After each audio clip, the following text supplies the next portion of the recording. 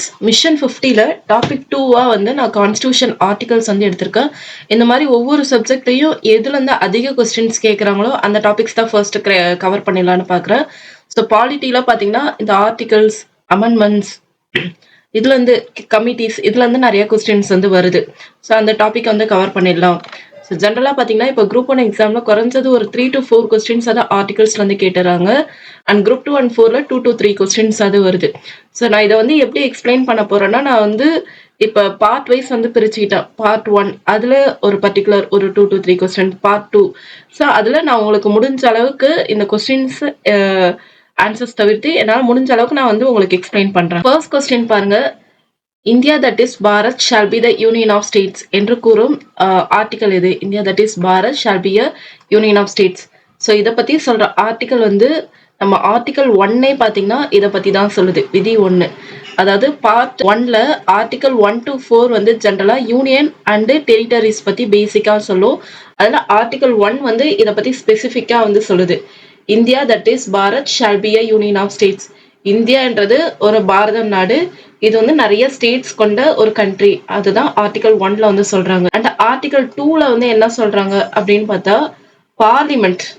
Parliament வந்து ஒரு new ஸ்டேட்டை உருவாக்கலாம், இல்ல புதுசா ஒரு ஸ்டேட் இருக்கு அதை வந்து அட்மிட் பண்ணலாம். ஸோ இந்த மாதிரி ஒரு ஸ்டேட் ஃபார்மேஷன்ஸ் பார்லிமெண்ட்டுக்கான ஒரு பவர் பத்தி சொல்லுது. ஸோ இது எல்லாமே வந்து ஒரு ஸ்டேட்ஸ் அண்ட் யூனியன் டெரிட்டரிஸ் பத்தி பேசிக்கா சொல்றதுதான். அண்ட் ஆர்டிகல் 3ல வந்து என்ன பாத்தீங்கன்னா, பார்லிமெண்ட் இதுக்காக ஒரு லா வந்து மேக் பண்ணுவாங்க. ஒரு ஸ்டேட்டை வந்து உருவாக்கணும். ஸோ சட்டத்தை வந்து உருவாக்குறது. இது வந்து ஒரு ஸ்டேட்டை வந்து அலோவ் பண்றது, இதுக்கு வந்து சட்டத்தை வந்து உருவாக்குறது. அண்ட் ஆர்டிகல் 4ல வந்து என்ன சொல்றாங்கன்னா, இப்ப பார்லிமெண்ட் வந்து ஒரு நியூ ஸ்டேட்டை வந்து ஏத்துக்கிறது, அட்மிட் பண்றது. ஸோ இது வந்து ஆர்டிகல் 2. அண்ட் ஆர்டிகல் 3 வந்து இதுக்கான ஒரு சட்டம், லா, இதுதான் ஃபார்ம் பண்றது. ஆர்டிகல் 3. ஸோ இதுல எந்த விஷயமே கான்ஸ்டிடியூஷனல் அமெண்ட்மெண்ட்ல வந்து வராது. ஒரு ஸ்டேட் ரிலேட்டடா ஒரு ஸ்டேட் ஃபார்மேஷன், ஒரு ஸ்டேட்டை வந்து கொண்டு வரது, இது எதையுமே வந்து அமெண்ட்மெண்ட்ல சேர்க்கப்படாது அப்படின்னு சொல்றாங்க. அமெண்ட்மெண்ட் 368 படி சேர்க்கப்படாது. இந்தியாவின் பரப்பளவு கீழ்கண்டவற்றை உள்ளடக்கியது. ஸோ இந்தியா பொறுத்த வரைக்கும் பாத்தீங்கன்னா, இந்தியால வந்து ஒன்றிய பிரதேசங்கள், அப்புறம் மாநிலங்கள், இந்தியா கைப்பற்றும் புதிய பகுதிகள், இது எல்லாமே சேர்ந்ததுதான் இந்தியா என்றது. ஸோ நமக்கு வந்து ஜென்ரலா வந்து இந்த மாதிரி ஒரு 28 ஸ்டேட்ஸ், 7 யூனியன் டெரிட்டரிஸ், இதெல்லாம் நமக்கு தெரியும். 8 யூனியன் டெரிட்டரிஸ், இதெல்லாம் தெரியும். இதை தவிர்த்து இந்தியா கைப்பற்றும் புதிய பகுதிகள், ஸோ இதெல்லாம் சேர்ந்ததா இந்தியா என்றது. ஸோ இதுக்கு வந்து ஆன்சர் வந்து பாத்தீங்கன்னா ஆப்ஷன் டி, 1, 2 and 3. இதெல்லாம் சேர்ந்ததா இந்தியான்றது. இதுவும் வந்து பார்ட் 1 ஆர்டிகல் 1 to 4ல தான் பேசிக்கா வந்து ஒரு ஸ்டேட் இந்தியா பத்தி சொல்லும் போது சொல்றாங்க. நெக்ஸ்ட் ஒன் பாருங்க. இது வந்து சிட்டிசன்ஷிப். ஏன்னா நமக்கு பார்ட் 2ல வந்து சிட்டிசன்ஷிப் பத்தி படிக்கிறோம். So article 5 to 11. ஸோ இந்த கொஸ்டின் வந்து பாருங்க. ஜூலை 19, 1948 தேதியை அடிப்படையாக கொண்டு குடிபெயர்ந்தவங்களை பிரிக்கும் விதி எது? Migrants from Pakistan. ஸோ இதுல வந்து பாகிஸ்தான் இல்ல. Migrants from Pakistan based on the date July 19, 1948. So இதை பத்தி சொல்ற ஆர்டிகல் வந்து பாத்தீங்கன்னா ஆர்டிகல் 6. ஸோ நான் இது வந்து ஆர்டிகல்ஸ் ரிலேட்டடா கிளாஸ் எடுக்கிறேன், ஓகேவா? அதனால ஆர்டிகல்ஸ் ரிலேட்டடான கண்டென்ட் தான் நான் சொல்லுவேன். நான் வந்து சிட்டிசன்ஷிப் பத்தி பர்டிகுலரா எடுக்க போகும்போது உங்களுக்கு சிட்டிசன்ஷிப் பத்தி எக்ஸ்பிளனேஷன் வந்து வரும், சரிங்களா? ஸோ இதுல வந்து ஆர்டிகல் 5 to 11. இதுல வந்து ஆர்டிகல் 5 வந்து பேசிக்கா என்ன சொல்லும் அப்படின்னு பாத்தீங்கன்னா, ஒரு சிட்டிசன்ஸ் என்றவங்க யாரு, அதாவது சிட்டிசன்ஷிப் யாருக்கெல்லாம் வந்து தரப்படும். ஜென்ரலா வந்து கான்ஸ்டிடியூஷன் அப்ப இந்தியால இருந்தவங்களுக்கு, இல்ல அவங்களுடைய பேரண்ட்ஸ் கான்ஸ்டிடியூஷன் உருவாகும் போது யார் யார் தான் இந்தியால இருந்தாங்களோ அவங்களுக்கு, இல்ல அவங்க பேரண்ட்ஸ் இந்தியால வந்து இருந்தாங்கன்னா அவங்களுக்கு, இல்லைன்னா வந்து கான்ஸ்டிடியூஷன் உருவாகிறதுக்கு முன்னாடியே அவங்க நியர்லி ஒரு 5 years இந்தியால இருந்திருந்தா கூட அவங்களுக்கு வந்து சிட்டிசன்ஷிப் வந்து உண்டு அப்படின்னு சொல்றாங்க. ஸோ இந்த கேட்டகரி தான் ஆர்டிகல் 5. கான்ஸ்டிடியூஷன் அப்ப அவங்க இந்தியால இருந்திருந்தா, கான்ஸ்டிடியூஷன் கிரியேட் ஆகும்போது, அதாவது 1948ல இருந்து உருவாக ஆரம்பிச்சிருக்கோம்ல, ஸோ அந்த பீரியட் இருந்தா, இல்ல கான்ஸ்டிடியூஷன் உருவாகிறதுக்கு முன்னாடி அவங்க 5 years இந்தியால இருந்தா, இல்ல அவங்க பேரண்ட்ஸ் யாராவது இந்தியால இருந்திருந்தாங்கன்னா அந்த மாதிரி ஒரு கண்டிஷன்ல அவங்களுக்கு வந்து சிட்டிசன்ஷிப் வந்து இந்தியன் சிட்டிசன்ஷிப் கிடைக்கும். ஆர்டிகல் 6. ஆர்டிகல் 6 வந்து என்ன சொல்லுது பாத்தீங்கன்னா, இது வந்து மைக்ரன்ட்ஸ், பாகிஸ்தான்ல இருந்து இந்தியாவுக்கு வந்த மைக்ரன்ட், பாகிஸ்தான்ல இருந்து இந்தியாவுக்கு வந்த மைக்ரன்ட். ஸோ அவங்களுக்கு வந்து இந்த ஜூலை 1948 இந்த டேட் பேஸ் பண்ணி தான். அதுக்கப்புறம் இந்த மைக்ரன்ட்ஸ்க்கு வந்து பிஃபோர் ஜூலை 1948, இதுக்கு முன்னாடி அண்ட் இதுக்கு பின்னாடி அப்படின்னு பிரிக்கிறாங்க. ஸோ இந்த மாதிரி 2 கேட்டகரியில பிரிச்சு இந்த சிட்டிசன்ஷிப் வந்து வழங்குறாங்க. ஸோ இதுல வந்து பாத்தீங்கன்னா, முன்னாடி இந்த ஜூலை 1948 இதுக்கு முன்னாடி அவங்க இந்தியால பாகிஸ்தான் போயிட்டு இந்தியா வந்திருந்தாங்கன்னா ஓகே, அவங்களுக்கு சிட்டிசன்ஷிப் உண்டு. ஆனா அதுக்கப்புறம் வந்து பாத்தீங்கன்னா கிட்டத்தட்ட 1947, ஸோ அந்த பிஃபோர் டே ஆகஸ்ட் நமக்கு 15னா அவங்களுக்கு 14. ஸோ அந்த பிஃபோர் டே பாகிஸ்தானுக்கு சுதந்திரம் கிடைச்சிருக்கோம். அதுக்கப்புறம் அவங்க பாகிஸ்தான்ல இருந்து இந்தியா வராங்கன்னா அவங்களுக்கு சில கிரைட்டீரியா வந்து வச்சிருக்காங்க. அது என்ன கிரைட்டீரியா அப்படின்னு பாத்தீங்கன்னா, அவங்க வந்து இந்தியன் சிட்டிசன், அதுக்கான அந்த ரிஜிஸ்ட்ரேஷன், அதுக்கான ஆஃபீஸர்ட்ட இருந்து அதுக்கான பெர்மிஷன் வந்து வாங்கியிருக்கணும். அது மட்டும் இல்லாம அவங்க அந்த அப்ளிகேஷன் அப்ளை பண்றதுக்கு முன்னாடி ஒரு 6 மந்த்தாவது இந்தியால வந்து ரெசிடென்ட்டா இருந்திருக்கணும். ஸோ இந்த கேட்டகரியில வந்து சொல்றாங்க. இதெல்லாம் ஆர்டிகல் 6ல. இது வந்து பாகிஸ்தான் டு இந்தியா. இந்த ஆர்டிகல் 7 வந்து பேசிக்கா என்ன சொல்லுவாங்கன்னா, அதாவது வந்து பாகிஸ்தானுக்கு போயிட்டாங்க. அதாவது இந்தியால இருந்து பாகிஸ்தான் போயிட்டாங்க. மறுபடியும் லேட்டரா வந்து இந்தியாவுக்கு வந்து வந்தவங்க. இதுல வந்து என்ன டேட்? இதுல வந்து ஜூலை 1948 சொல்றாங்களா? ஸோ இதுல வந்து பாத்தீங்கன்னா ஜனவரி 26, 1950 வந்து சொல்றாங்க. ஸோ இந்த டேட்க்கு முன்னாடி போயிட்டு அதுக்கப்புறம் இந்தியாவுக்கு வந்து வந்திருக்கிறவங்கள பத்தி பேசிக்கா வந்து சொல்றாங்க.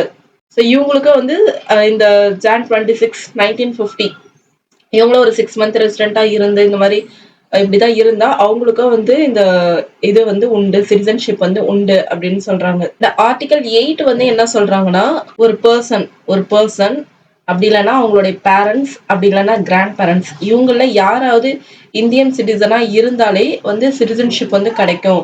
ஸோ ஆர்டிகல் 8ல பேசிக்கா இதை பத்தி வந்து சொல்றாங்க. ஸோ ஆர்டிகல் 5 to 8 வந்து பேசிக்கா வந்து சிட்டிசன்ஷிப் எப்படி தான் கிடைக்கும்ன்றது சொல்லுவாங்க. ஆர்டிகல் 9 வந்து பாத்தீங்கன்னா சிட்டிசன்ஷிப் எப்படி தான் கைவிடப்படும். ஒரு பர்சன் வந்து ஃபாரின்ல போயிட்டு செட்டில் ஆகிட்டு இந்தியாவோட சிட்டிசன்ஷிப் வேணாம்னு சொல்லிட்டாங்கன்னா, இல்லை அவங்க மேலே இல்லீகல் ஏதாவது கான்டாக்ட்ஸ் ஏதாவது இருந்தா, ஸோ இந்த மாதிரி கிரைட்டீரியால தான் அவங்களுக்கு வந்து சிட்டிசன்ஷிப் வந்து எடுக்கப்படும் அப்படின்னு சொல்லுவாங்க. அண்ட் ஆர்டிகல் 10ல வந்து ஆர்டிகல் 5 to 10 அதை பத்தி பேசிக்கா வந்து சொல்லுவாங்க. அவங்க வந்து இந்தியன் சிட்டிசனா இருக்க முடியும். 5 to ஸோ இதுக்கான இந்த ஆர்டிகல் 5 to 10 இதுக்கான சட்டங்களை வந்து இயற்றுறது வந்து பார்லிமெண்ட். இந்த ஆர்டிகல் 5 to 10ல உள்ள எல்லா விஷயத்தையும் சட்டங்கள் இயற்றுறது வந்து பார்லிமெண்ட் என்று சொல்றாங்க.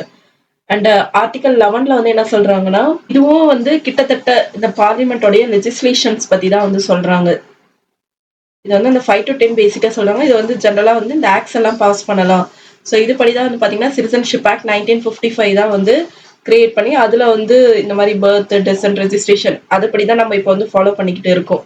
ஸோ ஜென்ரலா இது எல்லாமே பேசிக்கா வந்து தெரிஞ்சுக்கோங்க. நம்ம சிட்டிசன்ஷிப் பத்தி பார்க்கும்போது இன்னும் கொஞ்சம் டெப்தா வந்து தெரிஞ்சு. நெக்ஸ்ட் பாருங்க, இது வந்து ஒரு டிஎன்பிஎஸ்சியோட கொஸ்டின். ஸோ இப்போ நம்ம வந்து பார்த்தோம்ல, அதுதான் ஆர்டிகல் 5 வந்து என்ன சொல்லுது?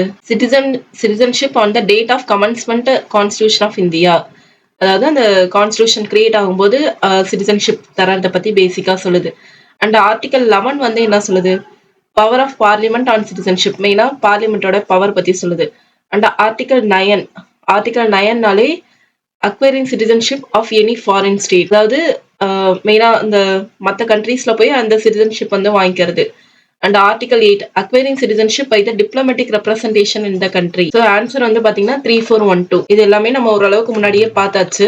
நெக்ஸ்ட் அடிப்படை உரிமைகளை மீறும், இது எல்லாமே ஃபண்டமெண்டல் ரைட்ஸ். ஸோ ஃபண்டமெண்டல் ரைட்ஸ்னா பார்ட் 3 ஆர்டிகல் 12 to 35. அடிப்படை உரிமைகளை மீறும் சட்டங்களை செல்லாததாக அறிவிக்கும் விதி எது? ஸோ சில ஆர்டிகல்ஸ், அதாவது ஃபண்டமெண்டல் ரைட்ஸை வந்து ஒரு லா வந்து மீறுது அப்படின்னா அது வந்து செல்லாது அப்படின்னு கோர்ட்டால சொல்ல முடியும்.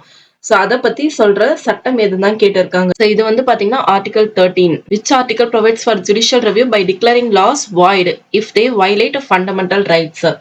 ஸோ ஆர்டிகல் 12 வந்து பேசிக்கா என்ன சொல்லும்? அதாவது ஆர்டிகல் 12ல வந்து பேசிக்கா வந்து ஒரு ஸ்டேட் என்றதை பத்தி சொல்லும். ஸ்டேட் என்றது ஒரு, அதாவது இந்தியா என்ற ஒரு விஷயத்தை தான் சொல்லும். இந்தியா என்றது ஒரு பார்லிமெண்ட், அதுக்கப்புறம் ஸ்டேட் கவர்மெண்ட், அதுக்கப்புறம் லோக்கல் பாடிஸ், அண்ட் தென் மற்ற இந்த மாதிரி கவர்மெண்ட் ஆர்கனைசேஷன், இந்த எல்ஐசி, ஓஎன்ஜிசி இந்த மாதிரி இதெல்லாம் சேர்ந்ததான் இந்தியான்றது. ஸோ ஒரு ஸ்டேட்ன்றது இங்க இந்தியா தான். அதுக்கான ஒரு டெஃபினேஷனை பேசிக்கா ஆர்டிகல் சொல்லும், 12 சொல்லும். அந்த ஆர்டிகல் 13 இதுதான் சொல்லும், இந்த ஜுடிஷியல் ரிவ்யூ சட்டங்கள் வந்து செல்லாது அப்படின்றத வந்து சொல்லும். நெக்ஸ்ட் வந்து ஃபண்டமெண்டல் ரைட்ஸ்ல நமக்கு வந்து தெரியும், ஆர்டிகல் 14 to 18 வந்து right to equality. Next article 19 to 22 சுதந்திரத்திற்கான உரிமை, right to freedom. Next article 23 to 24 exploitation, சுரண்டலுக்கு எதிரான உரிமை. நெக்ஸ்ட் ஆர்டிகல் 25 to 28 மத சுதந்திரத்திற்கான உரிமை. ஆர்டிகல் 29 to 30 கலாச்சாரம் மற்றும் கல்வி உரிமைகள். ஆர்டிகல் 31 தான் வந்து ரிமூவ் ஆயிருக்கும் 44th அமெண்ட்மெண்ட் 1978 மூலம். அது வந்து ஃபண்டமெண்டல் ரைட்ஸ்ல இருந்து எடுத்து லீகல் ரைட்ஸா வச்சிருப்பாங்க. நெக்ஸ்ட் ஆர்டிகல் 32 வந்து ரிட்ஸ். ஸோ நெக்ஸ்ட் கொஸ்டின் பார்ப்போம். அது ரிலேட்டட் பேசிக்கா ஒரு ஆர்டிகல்ஸ் வந்து நான் எக்ஸ்பிளைன் பண்றேன். ஆர்டிகல் 20 எதை குறிக்கிறது? ஆர்டிகல் 20 வந்து எது குறிக்கிறது பாத்தீங்கன்னா, protection in respect of conviction, குற்ற வழக்குகளில் பாதுகாப்பு. ஜென்ரலா வந்து ஆர்டிகல் 19 to 22ல தான் இந்த ஃப்ரீடம் ஆஃப் ரைட்ஸ் பத்தி வந்து சொல்லியிருப்பாங்க. ஸோ ஆர்டிகல் 19ல பேசிக்கா வந்து பாத்தீங்கன்னா ஒரு 6 ஃப்ரீடம் ஆஃப் ரைட்ஸ் வந்து சொல்லியிருப்பாங்க. அதாவது நீங்க எந்த இடத்துக்கு வேணாலும் போகலாம், அசம்பிளி வந்து வச்சுக்கலாம், மூவ் பண்ணலாம், அண்ட் என்ன ப்ரொஃபஷன்ஸ் என்னாலும் ஃபாலோ பண்ணிக்கலாம், எங்க வேணாலும் செட்டில் ஆகிக்கலாம், and speech, freedom of speech, இதை பத்தி பேசிக்கா ஒரு 6 ரைட்ஸ் வந்து ஆர்டிகல் 19ல வந்து சொல்லியிருப்பாங்க. ஸோ அசம்பிளி ஒன்று சொல்லியிருப்பாங்க, அசோசியேஷன்ஸ் வந்து ஃபார்ம் பண்ணிக்கலாம், 6 ரைட்ஸ் வந்து சொல்லியிருப்பாங்க.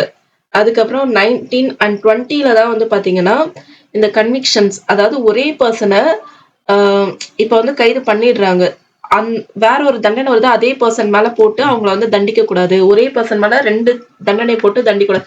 அவங்க 2 தப்பு செஞ்சிருந்தாங்கன்னா தண்டிக்கலாம், ஆனா 2 தப்பையும் ஒரே பர்சன் மேல போட்டு தண்டிக்க கூடாது. அததான் பேசிக்கா வந்து ஆர்டிகல் 20ல வந்து சொல்லுவாங்க, protection in respect of conviction, குற்றங்களுக்கு தண்டனை தொடர்பான பாதுகாப்பு.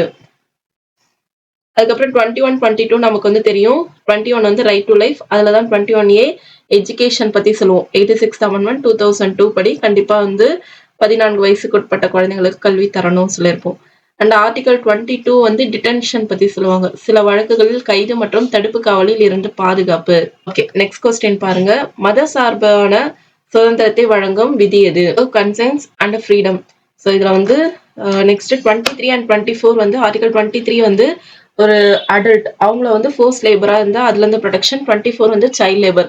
ஸோ 25 to 28 இதுல தான் வந்து பாத்தீங்கன்னா conscience and freedom of profession, practice and propagation of religion. So இதுக்கான ஆன்சர் என்ன பாத்தீங்கன்னா ஆர்டிகல் 25 தான். ஸோ எந்த மதத்தை வேணாலும் நம்ம வந்து ஃபாலோ பண்ணிக்கலாம். அதை பத்தி பேசிக்கா வந்து சொல்றதுதான் ஆர்டிகல் 25ன்றது. எந்த மதத்தை வேணாலும் ஃபாலோ பண்ணலாம், தழுவலாம், எதை வேணாலும் பண்ணலாம் இந்தியாவில். இதே ஆர்டிகல் 26 பேசிக்கா என்ன சொல்லுவோம்னா ரிலிஜியஸ் அஃபேர்ஸ், அதாவது நம்ம வந்து ரிலிஜியஸ் அந்த ஒரு இன்ஸ்டிடியூஷன்ஸ், இப்போ நம்ம ஸ்கூல் தான் வந்து ஒரு கிறிஸ்டியன் ஸ்கூல்ல படிச்சிருப்போம். ஸோ இந்த மாதிரி இன்ஸ்டிடியூஷன்ஸ் வந்து வச்சுக்கலாம். நெக்ஸ்ட் ஆர்டிகல் 27 என்ன சொல்லும் பாத்தீங்கன்னா, அதாவது மத போதனைகள் வந்து பண்ணலாம், ஆனா வந்து ஒரு கவர்மெண்ட் ஹெல்ப்போட ஒரு இன்ஸ்டிடியூஷன் வந்து உருவாகுதுன்றப்ப அங்க வந்து மத போதனைகள் எதையும் வந்து யார் மேலேயும் திணிக்க கூடாது. இந்த விஷயத்தை தான் பேசிக்கா வந்து சொல்லும். ஸோ இது வந்து ஆர்டிகல் 27ல வந்து ஃப்ரீடம் ஃப்ரம் டாக்ஸேஷன், டாக்ஸ் வந்து கிடையாது, எந்த மதத்தை வேணாலும் ஃபாலோ பண்ணிக்கலாம்.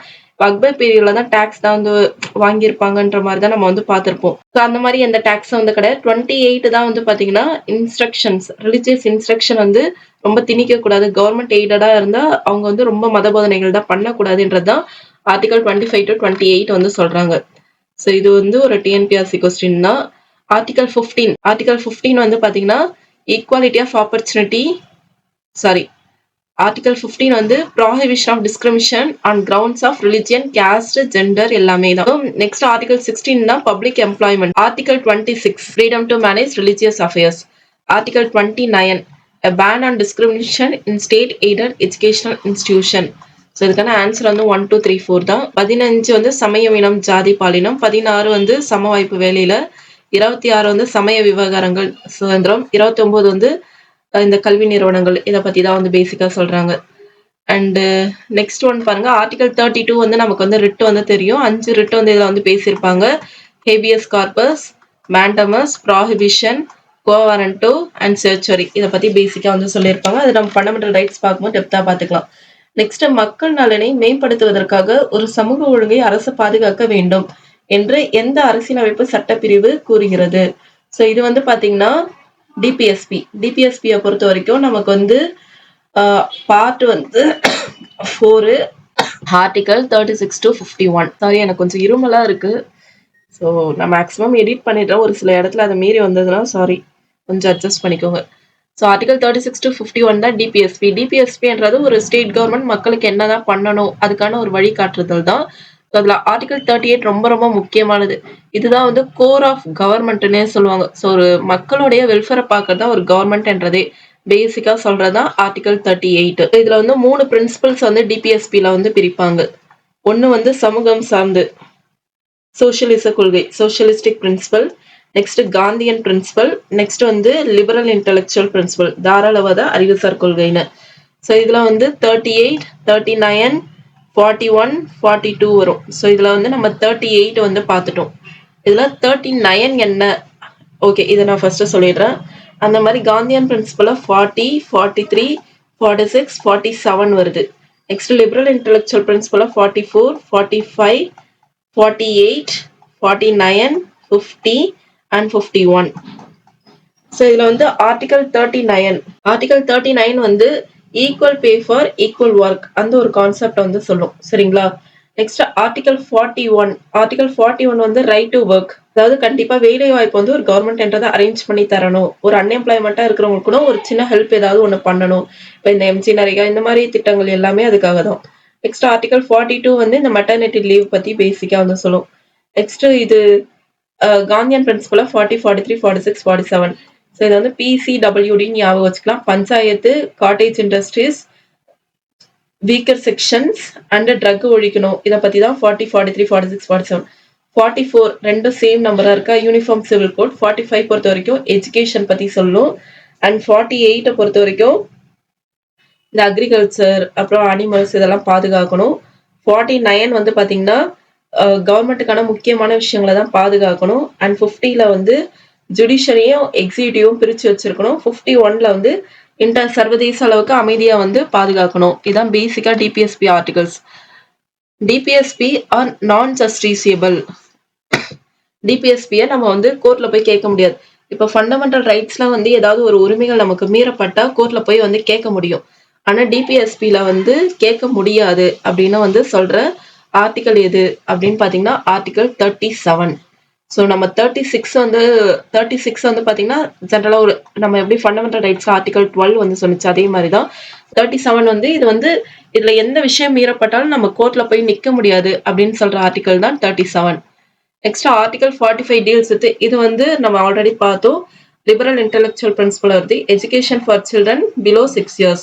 ஸோ இது எல்லாமே கிட்டத்தட்ட பாத்தீங்கன்னா நமக்கு வந்து ஃபண்டமெண்டல் ரைட்ஸ்ல ஆர்டிகல் 21A டிபிஎஸ்பில 45 அண்ட் ஃபண்டமெண்டல் டியூட்டிஸ்ல 11th டியூட்டி எல்லாமே இந்த எஜுகேஷன் 86th அமெண்ட்மெண்ட் 2002 தான். இதுபடிதான் வந்து ரைட் டு எஜுகேஷன்ன்றது 2010ல வந்திருக்கும். நெக்ஸ்ட் இந்திய அரசியலமைப்பின் எந்த பிரிவில் அறிவியல் மனநிலையின் வளர்ச்சி பற்றி குறிப்பிடப்பட்டுள்ளது? ஸோ நமக்கு தெரியும் பார்ட் 4A வந்து ஃபண்டமெண்டல் டியூட்டிஸ். இது வந்து ஸ்வரன் சிங் கமிட்டி ரெக்கமெண்டேஷன்ஸ் படி தான் வந்து உருவாகி இருக்கும். And article 51Aன்னு.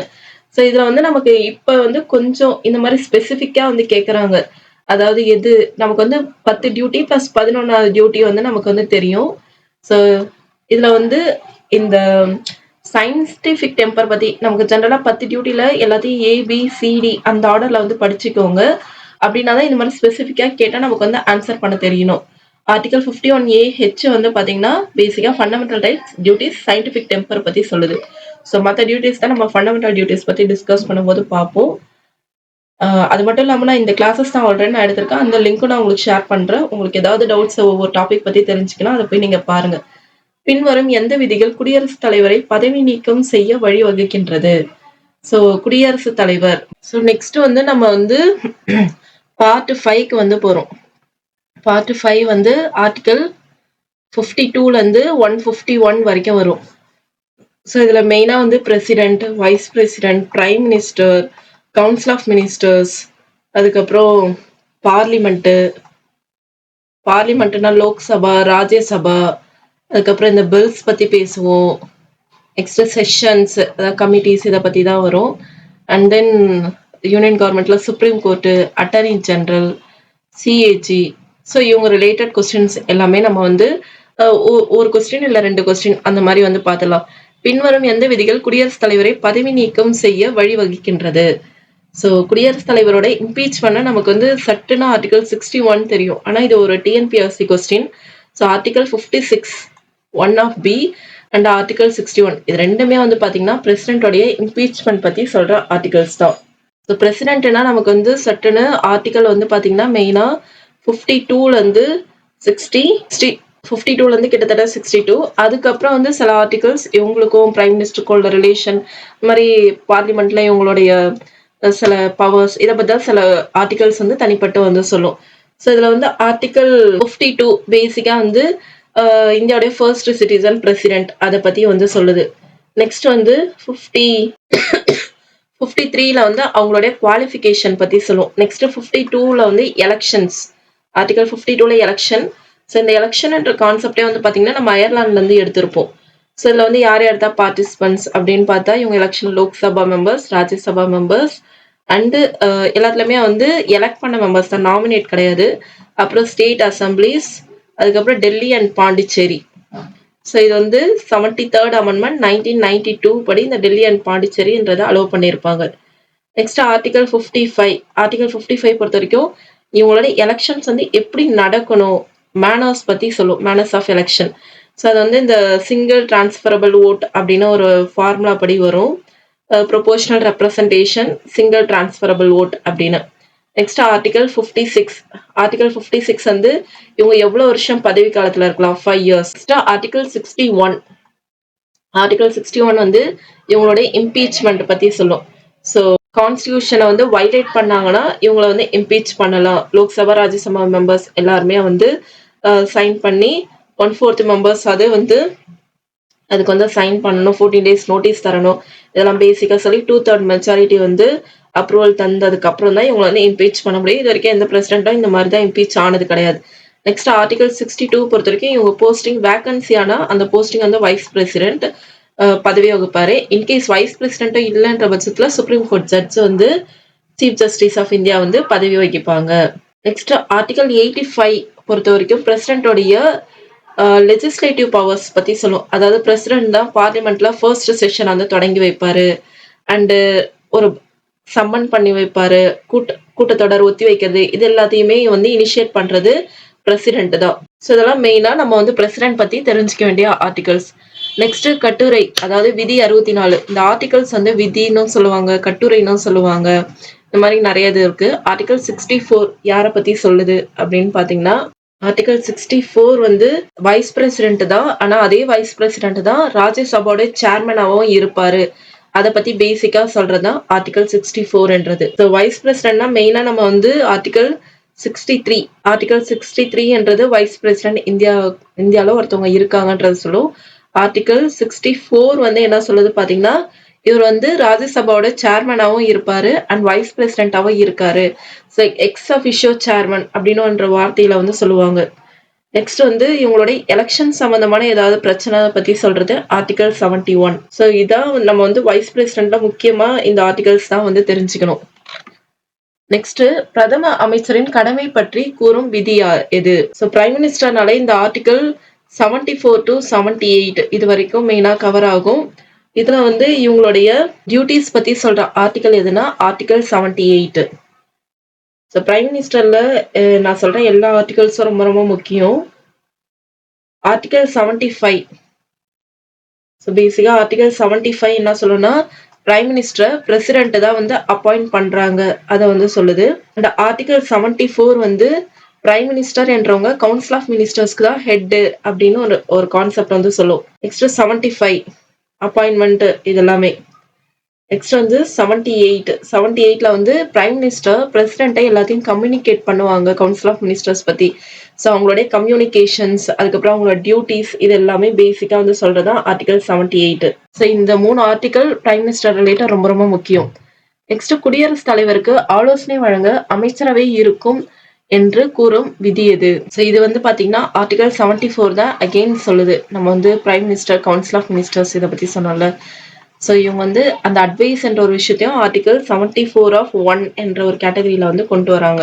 நெக்ஸ்ட் ஒன் இது வந்து லோக்சபா, ராஜ்யசபா பத்தி நம்ம மெயினா தெரிஞ்சுக்க வேண்டிய ஆர்டிகல்ஸ் எல்லாம் தான் இருக்கு. நெக்ஸ்ட் நம்ம பார்லிமெண்ட் ரிலேட்டடான கொஸ்டின்ஸ் வந்து பார்ப்போம். இதுல வந்து பாத்தீங்கன்னா இந்த லோக்சபா பத்தி சொல்றாங்க. லோக்சபா எலெக்ஷன்ஸ் பத்தி. மக்களவை மற்றும் ஒவ்வொரு மாநில சட்டமன்றங்களிலும் வயது வந்தோர் வாக்குரிமையின் அடிப்படையில் தேர்தல் நடத்தப்பட வேண்டும் என கூறும் இந்திய அரசியலமைப்பின் சட்டப்பிரிவு எது? ஸோ இது வந்து ஜென்ரலா எலெக்ஷன்ஸ் ரிலேட்டடான கொஸ்டின். அதனால ஸோ இந்த ஆர்டிகல்குள்ள வராது. இது வந்து ஆன்சர் என்ன பாத்தீங்கன்னா ஆர்டிகல் 326 தான். பட் இருந்தாலும் நம்ம வந்து லோக்சபா ரிலேட்டட் சில முக்கியமான ஆர்டிகல்ஸ் தான் நம்ம வந்து தெரிஞ்சுக்க வேண்டியது இருக்கு. ஸோ மெயினா ஆர்டிகல் 81 இது வந்து லோக்சபாவுடைய அந்த அமைப்பை பத்தி சொல்லும். அதாவது மேக்ஸிமம் ஸ்ட்ரென்த் 552 இருக்கணும். ஸோ அதுல வந்து 530 from states and 20 from union territories, 2 from nomination. So இதை பத்தி தான் பேசிக்கா வந்து சொல்றதுதான் ஆர்டிகல் 81 என்றது. ஆர்டிகல் 102 இது வந்து லோக்சபால அந்த மெம்பர்ஸோடைய டிஸ்குவாலிஃபிகேஷன்ஸ் பத்தி சொல்ற ஆர்டிகல். ஸோ இது ஒரு தடவை எக்ஸாம்ல கேட்டு இருக்காங்க. இந்த ஆர்டிகல் வந்து மெயினா வந்து தெரிஞ்சுக்கோங்க. நெக்ஸ்ட் ராஜ்யசபா பத்தி சொல்ற ஆர்டிகல் எதுனா ஆர்டிகல் 80. ஸோ ஆர்டிகல் 80ல தான் பேசிக்கா அதனுடைய ஸ்ட்ரென்த் எல்லாமே வந்து சொல்லுவாங்க. ஸோ மேக்ஸிமம் ஸ்ட்ரென்த் வந்து 250 இருக்கணும். கரண்டா வந்து 245 இருக்கு. ஸோ அதுல வந்து எவ்வளவு பேர் எதுல இருந்து வருவாங்க, இதை பத்தி தான் பேசிக்கா வந்து ராஜ்யசபாடைய இதை பத்தி சொல்ல. நம்ம ஜென்ரலா நீங்க வந்து பார்லிமெண்ட் வீடியோ போய் பாத்தீங்கன்னா இன்னும் கொஞ்சம் கிளியரா உங்களுக்கு வந்து புரியும். நெக்ஸ்ட் அந்த பில்ஸ்ல வந்து பாத்தீங்கன்னா மொத்தமாவே வந்து சாதாரண மசோதா, ஆர்டினரி பில் அப்படின்னு சொல்லுவாங்க. ஸோ ஆர்டினரி பில் பத்தி சொல்ற ஆர்டிகல் என்னன்னா ஆர்டிகல் 107 அண்ட் ஆர்டிகல் 108. நெக்ஸ்ட் வந்து மணி பில், பண மசோதா, இதை பத்தி சொல்ற ஆர்டிகல் 110. நெக்ஸ்ட் வந்து ஃபினான்ஷியல் பில், நிதி மசோதா. ஸோ இது வந்து article 117 of 1, 117 of 3. Next amendment bill, இது வந்து ஆர்டிகல் 368. ஸோ இந்த ஆர்டிகல் எல்லாமே நம்ம வந்து பில்ஸ் ரிலேட்டடா ரொம்ப முக்கியமா வந்து தெரிஞ்சுக்கணும். இதுல வந்து பாருங்க, கீழ் சொல்லப்பட்ட இந்திய அரசியலமைப்பு பண மசோதா பத்தி சொல்ற விதி வந்து ஆர்டிகல் 110. நெக்ஸ்ட் பாராளுமன்ற கூட்டங்களை குறிப்பிடும் விதி எது? ஸோ செஷன்ஸ், பாராளுமன்ற இந்த கூட்டம், இதை பத்தி சொல்ற விதி எதுன்னு பாத்தீங்கன்னா விதி 85. நம்ம ஆல்ரெடி பிரசிடென்ட் பார்க்கும்போதே பார்த்திருப்போம். இந்த கூட்டங்களை வந்து இனிஷியேட் பண்றது பிரசிடென்ட் தான் இனிஷியேட் பண்ணுவாரு. ஆனா அதுக்கு வந்து தலைமை தாங்கிறது யாரா இருப்பாங்கன்னு பாத்தீங்கன்னா ஸ்பீக்கர் தான் இருப்பாங்க. என்ன மாதிரி செஷன்ஸ் அதெல்லாமே கொஞ்சம் பார்லிமெண்ட் வீடியோல வந்து பாத்துக்கோங்க. நெக்ஸ்ட் வந்து ஆர்டிகல்ஸ், இதெல்லாம் வந்து சுப்ரீம் கோர்ட் பத்தி. ஸோ சுப்ரீம் கோர்ட் இதுல வந்து ஆர்டிகல் 124ல இருந்து 149 வரைக்கும் வரும் சுப்ரீம் கோர்ட்ன்றது. இதுல வந்து article 124 power of parliament to make law, நாடாளுமன்றத்தில் சட்டம் இயற்றும் அதிகாரம். ஆர்டிகல் 125 சுப்ரீம் கோர்ட் ஜட்ஜஸ் உடைய salaries. And 126 acting chief justice appoint பண்றது. 130 சுப்ரீம் கோர்ட் ஜட்ஜஸ் உடைய சீட்ஸ். ஸோ ஆன்சர் வந்து பாத்தீங்கன்னா 2341. ஸோ 124 to 149 இந்த சுப்ரீம் கோர்ட் ஜட்ஜஸ் பத்தி சொல்றது. இதுல வந்து நமக்கு மெயினா சில ஆர்டிகல்ஸ் தான் ரொம்ப ரொம்ப முக்கியம் இங்க சொன்ன ஆர்டிகல்ஸ் தவிர்த்து. ஸோ அது என்னென்ன ஆர்டிகல் அப்படின்னு பாத்தீங்கன்னா இவங்களுடைய ஒரிஜினல் ஜூரிஸ்டிக்ஷன், அதாவது உண்மையான அதிகார வரம்பு பத்தி சொல்ற ஆர்டிகல் வந்து 131. நெக்ஸ்ட் வந்து இவங்களோட ரிட் ஜூரிஸ்டிக்ஷன், சுப்ரீம் கோர்ட்டுக்கு வந்து அதாவது fundamental rights article 32 and high கோர்ட்டுக்கு வந்து பாத்தீங்கன்னா ஆர்டிகல் 226 வரும். நெக்ஸ்ட் மேல்முறையீடு, அப்பீலேட் ஜூரிஸ்டிக்ஷன். ஸோ இதை பொறுத்த வரைக்கும் ஆர்டிகல் 132, 133, 134, 136. 132 பாத்தீங்கன்னா எந்த மாதிரி கேசஸ் தான், அரசியலமைப்பு சம்பந்தமான வழக்குகள், கான்ஸ்டிடியூஷனல் கேசஸ். 133 பொறுத்த வரைக்கும் சிவில் கேசஸ், உரிமையியல் வழக்குகள். 134 பொறுத்த வரைக்கும் கிரிமினல் கேசஸ், குற்றவியல் வழக்குகள். நெக்ஸ்ட் 136 பொறுத்த வரைக்கும் ஸ்பெஷல் கேசஸ், சிறப்பு வழக்குகள். நெக்ஸ்ட் வந்து அட்வைசரி ஜூரிஸ்டிக்ஷன், அதாவது சுப்ரீம் கோர்ட் வந்து பிரசிடென்ட்க்கு அட்வைஸ் பண்றது article 143. Next court of record article 129. Which of the following statement is not true about India Supreme Court? எது வந்து கரெக்ட் இல்லைன்னு கேட்குறாங்க. இந்திய அரசியலமைப்பின் 124 முதல் 147 பகுதி 5 வந்து உச்சநீதிமன்ற அமைப்பு அதிகாரங்களை சொல்லுது. இது வந்து சரிதான். உச்சநீதிமன்றம் ஜனவரி 28, 1950 அன்று உருவாக்கப்பட்டது. இதுவும் சரிதான். முதல் பெண் உச்சநீதிமன்ற தலைமை நீதிபதி பாத்திமா பிவி. இவங்க வந்து நீதிபதியா இருப்பாங்க, தலைமை நீதிபதியா இருக்க மாட்டாங்க. சிஜேஐ கிடையாது. ஸோ இந்த அளவுக்கு கொஞ்சம் டஃப் வைக்கிறாங்க. ஸோ ஃபர்ஸ்ட் விமன் ஜட்ஜில் தான் வருவாங்க, சிஜேஐயா வரமாட்டாங்க இவங்க ஃபாத்திமா பிவி. ஸோ இதுதான் ஆன்சர். உச்சநீதிமன்ற நீதிபதிகள் இந்திய ஜனாதிபதியால் நியமிக்கப்படுகிறார்கள். இது வந்து சரி. நான் வந்து சிஏஜி, அட்டர்னி ஜெனரல் இதெல்லாம் நெக்ஸ்ட் வீடியோவில் வந்து அட்டாச் பண்ணி எடுத்துடுறேன். ஏன்னா இது வந்து நிறைய இருக்கு. உங்களுக்கே தெரியும் கிட்டத்தட்ட 24-25 பார்ட்ஸ் வரைக்கும் இருக்குன்னு. ஸோ ஒரே வீடியோல கம்ப்ளீட் பண்ண முடியல. நான் நெக்ஸ்ட் வீடியோல பார்ட் 2வா எடுத்துடுறேன். ஸோ உங்களுக்கு ஏதாவது டவுட்ஸ் இருந்தாலும் கமெண்ட்ல வந்து கேளுங்க. நான் ஆன்சர் பண்றேன். தேங்க்யூ.